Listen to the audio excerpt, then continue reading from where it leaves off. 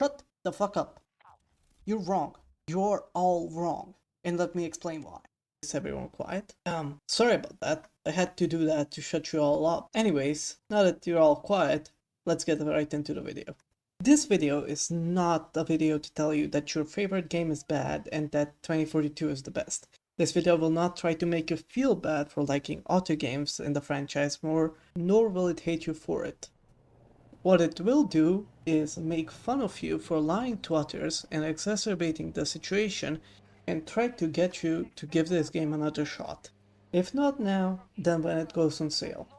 Also, I'd like to say that I know about at least 30% of people who say they hate Battlefield 2042 and will never play anything other than Battlefield 4 are Battlefield 4 veterans who have never ever played any other game but 4 in the entire franchise and think of themselves as above everyone else.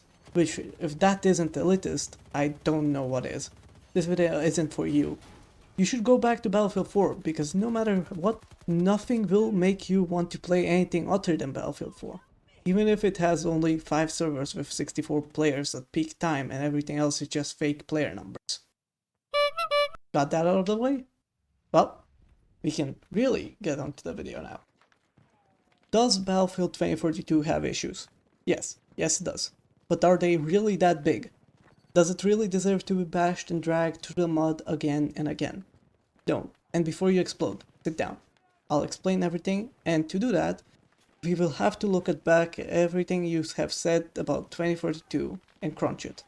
Let's first talk about the specialists. I'm gonna be honest, I was wondering if I should even mention them due to how much of a non-issue they are, but I know if I don't, a lot of the back in my day players will start trying to push that as a reason for not playing Battlefield 2042. Let's dance. Immersive battles. That's what Battlefield has always been about, right? Yeah, it always has been, but never has it been because of the no-name soldier. It has always ended up being immersive due to mechanics like suppression and revolutions, as well as the behemoths in Battlefield 1. And yet you say that adding specialists makes it less immersive when specialists, or as you call them, heroes, when seen in other games, add more immersion rather than remove it. The only thing that removes from immersion in both teams is having the same specialist, but even then, in the heat of battle, you will never focus on it. Because if you do, you will be dead. Thus, the only way to ruin the immersion that way is on purpose to do so. Which, at that point, we can do in every Battlefield game, no matter what. Being a mercenary is a perfectly normal thing to come across. Hell, if you want immersiveness, you must have mercenaries, otherwise it wouldn't be immersive in a modern type of war setting that Battlefield 2042 sets up. Especially in its storyline, where most countries have fallen and now 2 countries squabble amongst each other for what little is left, while the people who are refugees choose who to fight for and against, thus becoming mercenaries. Now that I'm done with specialists, we can move on to classes. A lot of people have been pissed off because in Battlefield 2042 you can revive your teammates, or rather squad mates, as anyone. You can be anyone and still revive them. You can use any gun and still revive them. In my opinion, giving everyone the medic kit is a great way to regenerate much more of the needed teamwork that Battlefield deserves. It also makes people less afraid of going medic, because now they can also carry anti-vehicle guns as well as their defibrillators. And so far, from what I can see, it has made the game much more accessible to newer players and increased teamwork between older players of the game. Next, let's quickly hop over to the vehicle balance and stuff like that, which was clearly fucked up at launch. And up until mid of season 1, you might be quick to launch your ballistic comments, screaming that this is why the game sucks, but remember the last update?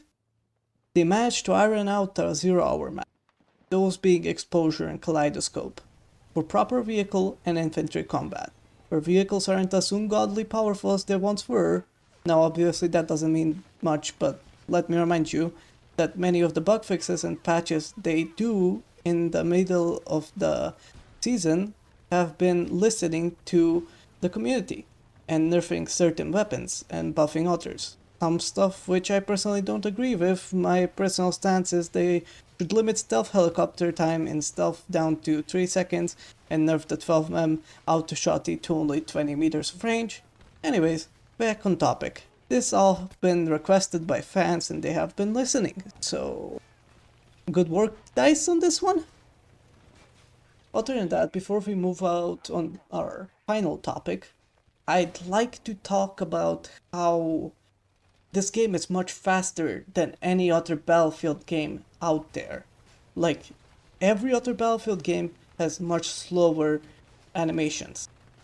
This game is much faster because of those specialists that we talked about earlier, especially McKay and Sundance, which both represent the part of Rico my beloved.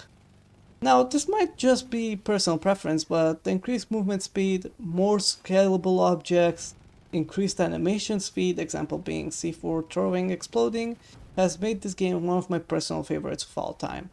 Every other Battlefield now feels sluggish and way too slow compared to Battlefield 2042 for me, but that's just me. Doesn't mean that that should be you too. And finally, something we have in common. Most likely. A lack of content. I honestly have to tell you to just give them at least this water season to see if everything will get better. I know how much of a minefield I'm getting into right now and how stupid I'll be if they drop the game after Season 2, but I have high hopes for Season 2. After seeing them work on improving the game since launch, I'm betting all my money on Season 2 progressing the game into what it was supposed to be at launch. Also, I'd like to remind you that Battlefield 4 took way longer than what it took Battlefield 2042 to fix everything up. So give it a chance, just like you gave Battlefield 4 a chance. And before you say that Battlefield 4 had a lot more content, the difference between Battlefield 4 is the game was completely unplayable whilst getting that content. So you were sacrificing playability for content, which makes it not content at that point. You were able to play the content once the game was ironed out, but at that point, what's the point of like receiving content updates when you could have just played the game properly much earlier and then gotten the content updates, which would have come as a much better, feeling after, being surprised by the fixing of the game. So let's give them a chance. Alright guys, that has been all from me, and see you guys in the next video. Bye bye.